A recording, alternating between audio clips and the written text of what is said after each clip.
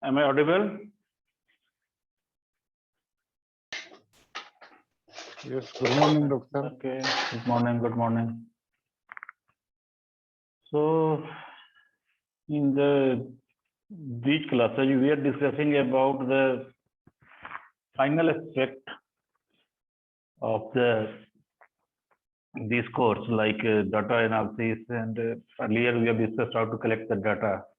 Although that is not in your course outline, I told that you should go through that book, research methodology book by Kothari. He has explained very good way how to, what can be the different tools and like that. Okay. So let's come to the basic statistics we are discussing. I have taken this material from the John Wheeler publication, right?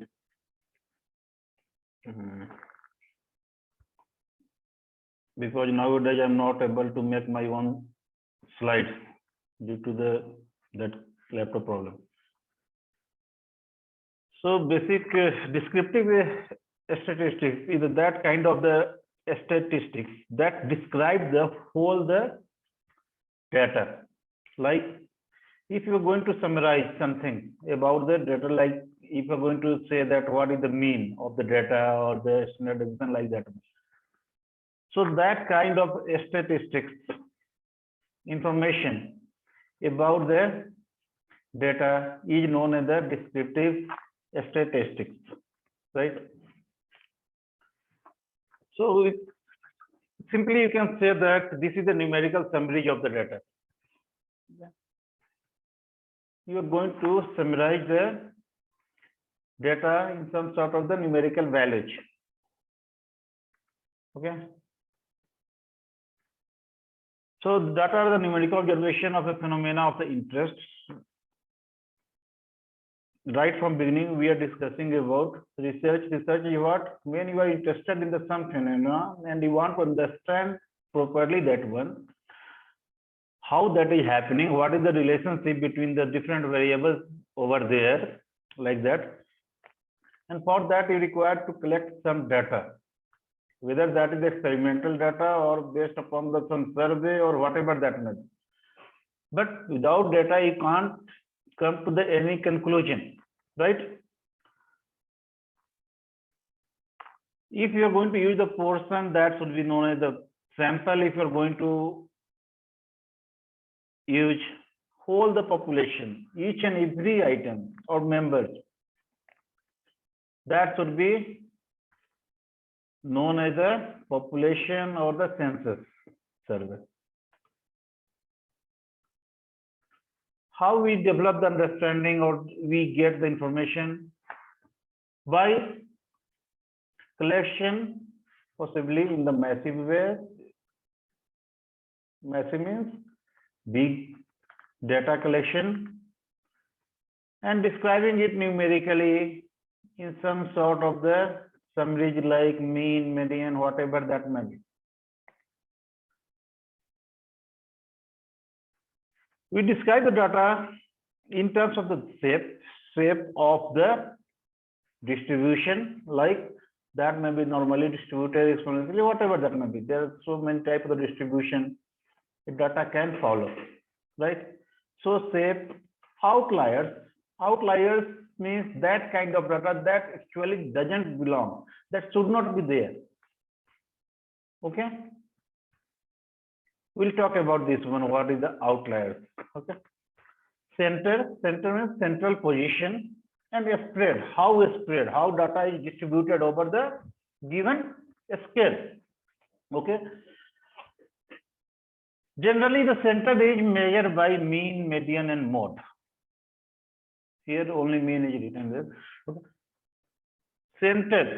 Central value, or you know that central tendency of the data is represented by mean, median, and mode, right? And a spread we can measure in terms of the range, variance, standard deviation, etc. There's different terms. So coming to that, there's a mean, median, and mode.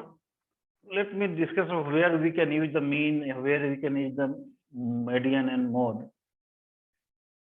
you know that mean is going to give you the average value, right? Central value of any data.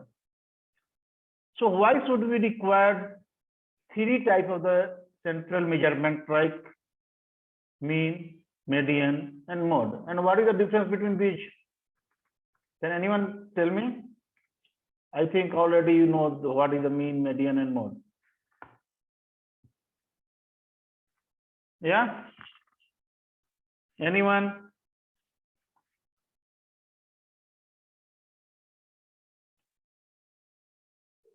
You can unmute your microphone.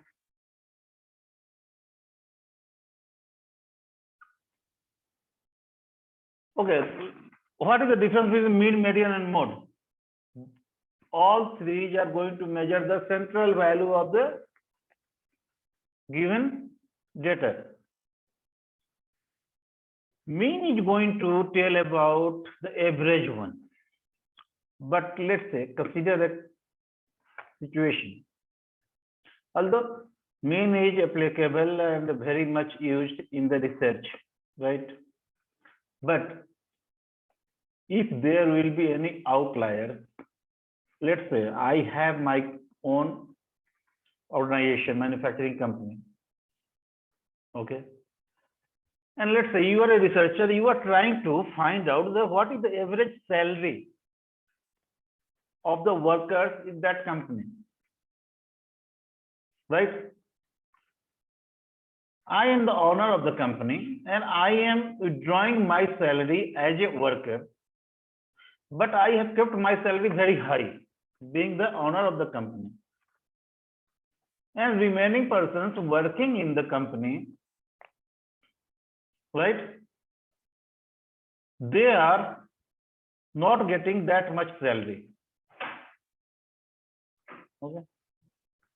So in that case, my salary can be an outlier because I am taking benefit of being the owner of that company and taking a very huge amount of salary compared to the other workers. If I'm going to take the average value, that means my salary is going to make the average higher than the actual one, right? Are you understanding that one? So this value can be, my salary can be the outliers there. And if you're going to take the average that time, that may be actually not representing the actual average of the workers there. Because one or two outliers are trying to pull the average value towards one side, right? Maybe towards the upper side or towards the lower side. So how to get rid of this one? In that case, we can go for the median value. In median, the extreme values are not going to affect the central value of the data, right? In median, you know that how to find the median of any data? Anyone can tell me? Can you tell me how to find the median?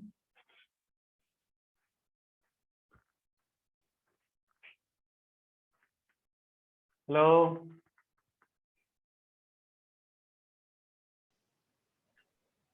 So, am I audible or not? I'm not getting any. Yeah, you are audible. Okay. So I am discussing the difference between the mean, median, and mode. So mean is not applicable there, where there will be very extreme values are there in the data, some outliers in the data. In that case, we can go for the some sort of the another central measurement terms like median or mode, where we can apply the mode. Let's say, as a manufacturer, you are making some sort of the garments, and you know that garments come in different size, and you are interested in to know that which size of garment I should manufacture in mass or in a huge amount, in big amount. You know, na? Garments come in the size like extra small, medium, large, extra large, extra large, and something like that one. Extra small and extra large are the manufactured in the very less quantity, because generally it is seen that very less people, less number of people belongs to that kind of size, right?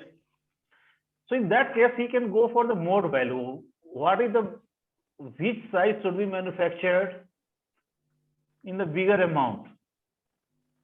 So which size is repeating, which requirement is repeating again and again? Maximum time. What is the mode? The data that is going to repeat itself for the maximum time.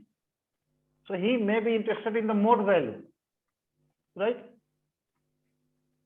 If you're going to take the average value and then you're going to manufacture all the certain garments of the average size in the bigger quantity, there would be a lot of loss that should not fit to anyone. Right? So depending upon the situation and kind of data we require and we have, we measure the central tendency in terms of the mean, median, and mode. They have the different applications. If there is no outliers, nothing like that one, no biasness in the data. If there is a biasness, you can't go for the mean value, right? If there is no biasness, no extreme data is present there, or extreme value of data is present there, you can go for the mean value. And in most of cases, we go for the mean, okay? So mean measures the central value, and spread measured by the variance or the standard deviation or range, okay? How much data is spreading over the given scale, right? And these numerical summaries give an idea about the data, what kind of data we have, right? Okay. Now coming to the next slide.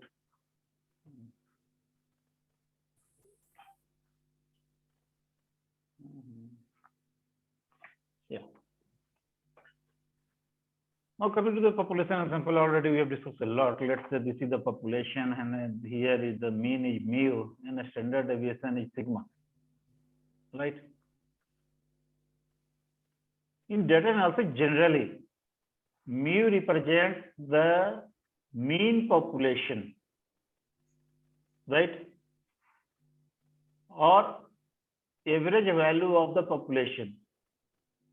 Average value in terms of the given parameter. That may be age, maybe height, maybe anything, right? So here there should be mean value and there should be the standard deviation. And the standard deviation defines the spread, how much spread is there in the data. Generally, we do take the sample from the population, like here you can see in the figure. Are you able to see this slide?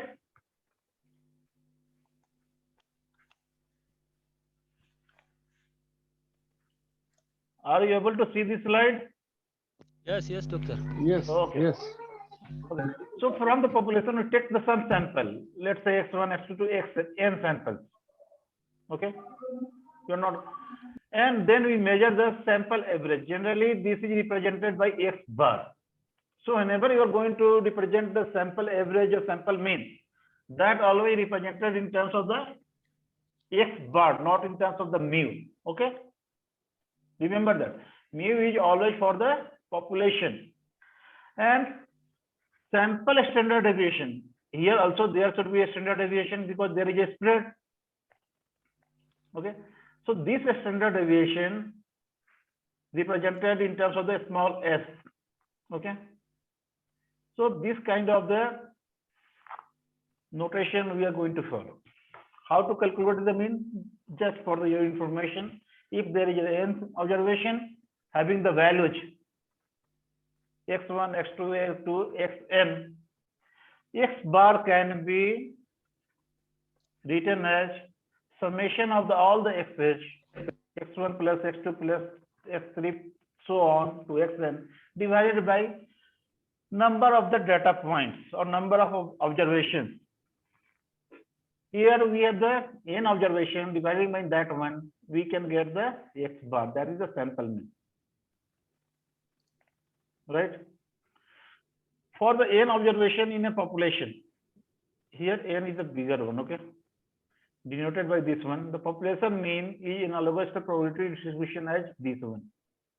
If we know the probability distribution function, then we can calculate. This is a simple probability theory, okay, concept. From this we can calculate the mean value of the population using this equation, right? For example, let's say we have some data, consider the 8 observation xi value, the pull of force for the engine connected.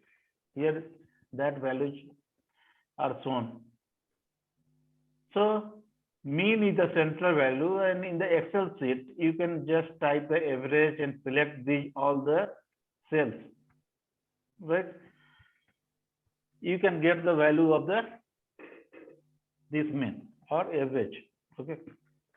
So this is the value here, and this value coming around the 13 pounds. This pull of force required, okay?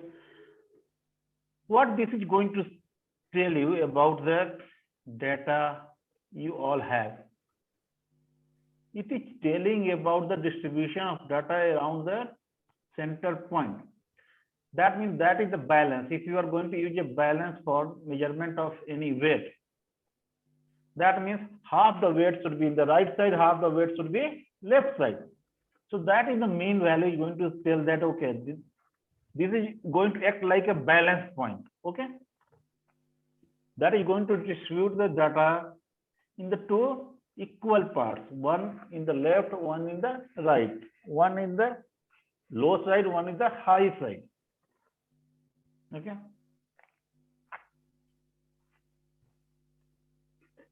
Variance, we calculate using this formula. And here you can say that this is the square of the standard deviation. You remember that we represent the S as a standard deviation, okay? We represented S as the standard deviation here, if you remember, okay? So variance is what? That is a square of standard deviation, right? Why we are taking the square?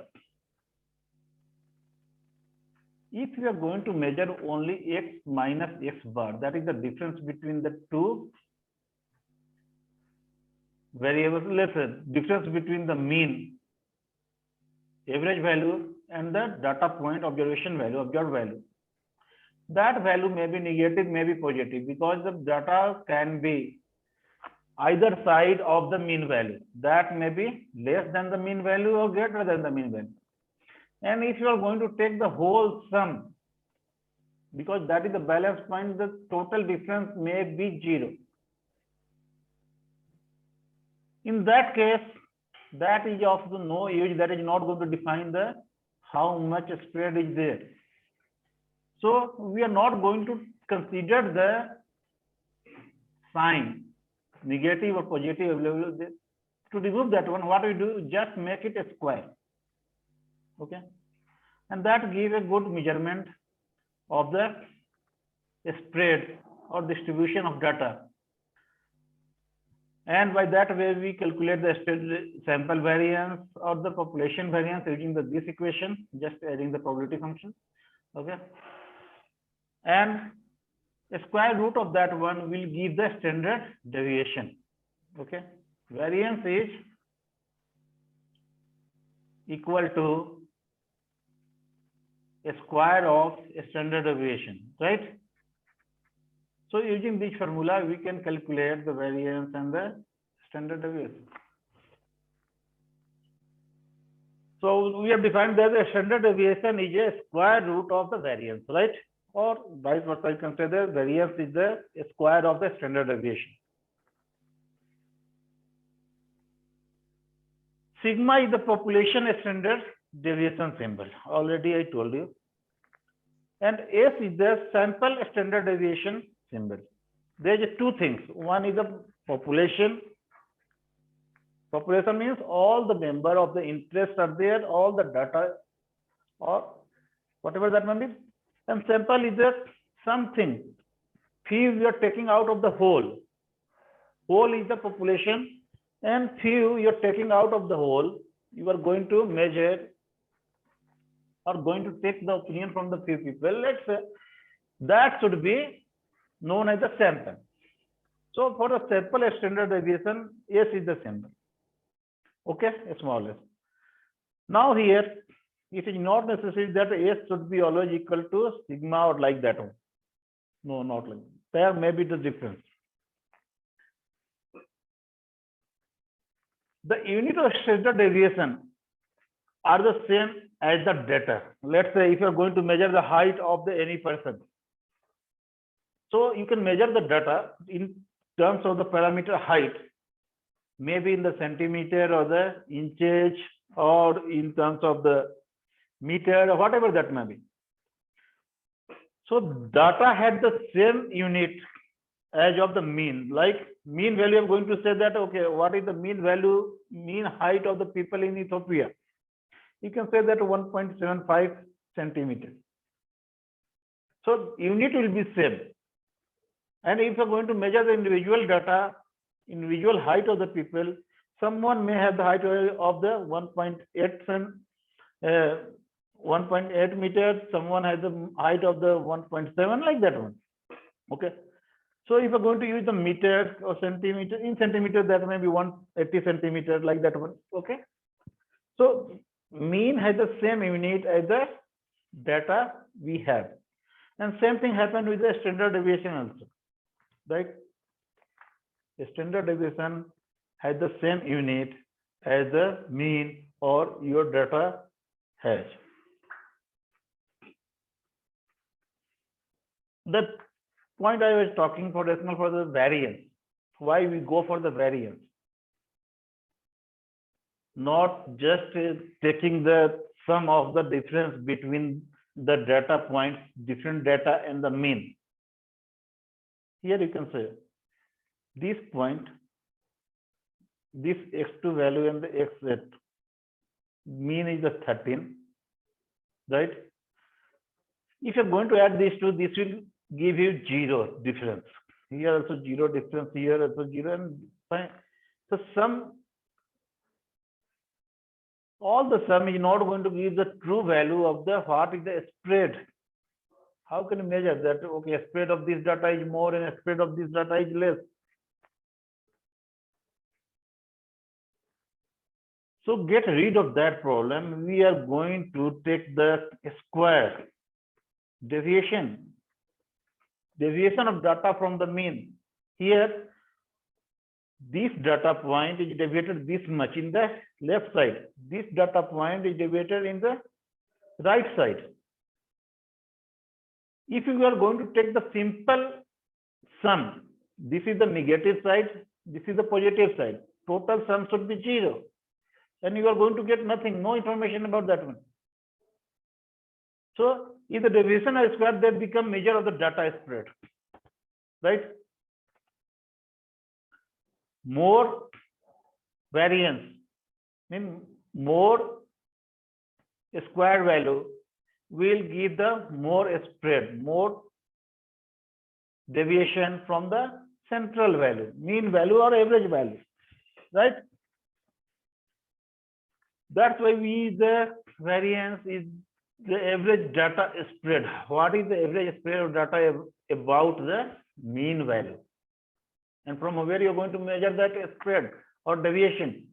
We always measure that deviation from our average value or mean value of the data, right? So that's why we go for the square value of the deviation. Just taking the algebraic sum of the deviation from the mean is not going to help us to understand the total spread of the given data. And this is how we are going to measure by using the Excel sheet. Okay.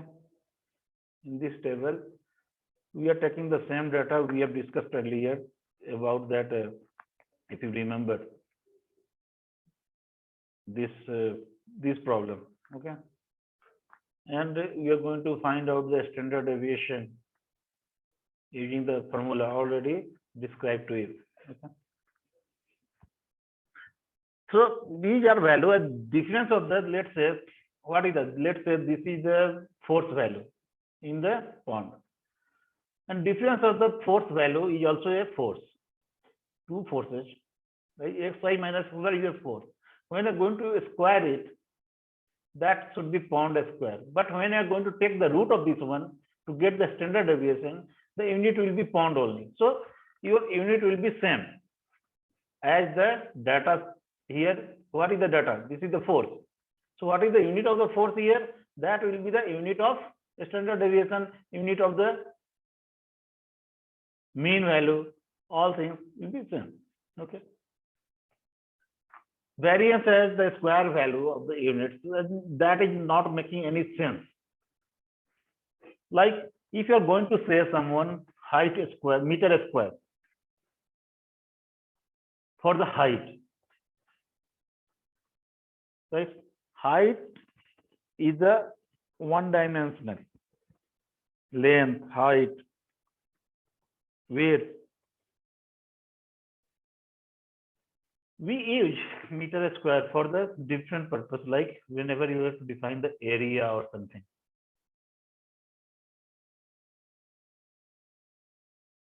But that is not making any sense. So taking the unit as a height square in terms of the variance is not going to help us.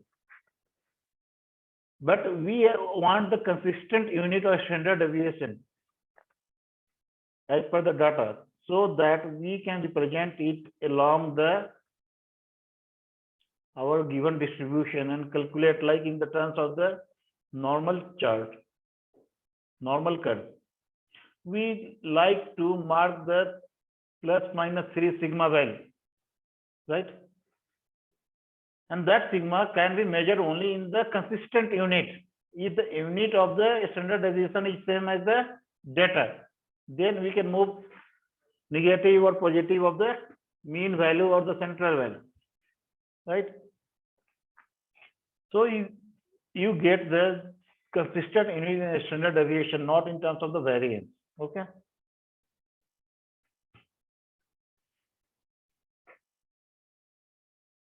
So this is the variance calculation for the just two sums if we have. And this is a simply shortcut method, okay? Earlier given the general method, you can use this method if you want to make some sort of calculation is very tedious, because if you have a lot of the data, then that calculation, if you see that formula, I can, yeah, this formula, if a lot of the data will be there, that may be very tedious to make all the differences square and so on. So this is just the simplified form of that one, okay? And using this formula, you can easily calculate the standard deviation of the sample, right? This is the variance shortcut formula, same as the standard deviation shortcut formula. So using that also, you can easily measure the variance of the any given sample. Once you get the variance, here see the unit is the pound square of the norm, meaning Newton square of the norm. What is the meaning of this? So we take the square root of this one, that square root of pound square become pound.